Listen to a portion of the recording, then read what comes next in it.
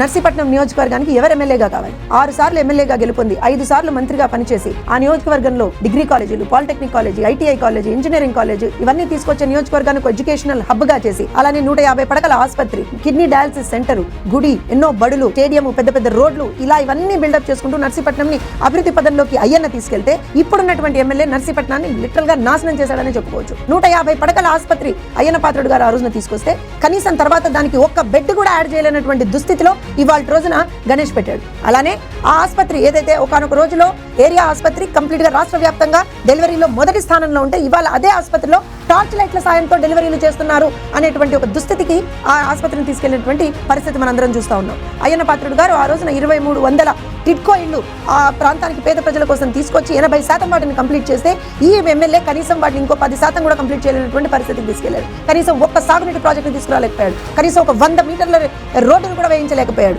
కనీసం ఎక్కడ చూసినా సరే వినాశనం, విధ్వంసం తప్పించి ఏం కనిపించినటువంటి పరిస్థితి. ఈ 5 సంవత్సరాల్లో ఈ ఎమ్మెల్యే చేసిందల్లా ఏంటయ్యానంటే కబ్జాలు, అవినీతి, ఎక్కడికక్కడ వినాశనం, విధ్వంసం తప్పించి ఏమీ లేదు. అందుకనే ఆ నియోజకవర్గ ప్రజలు ఒకసారి ఆలోచించాల్సినటువంటి అవసరం ఉంది.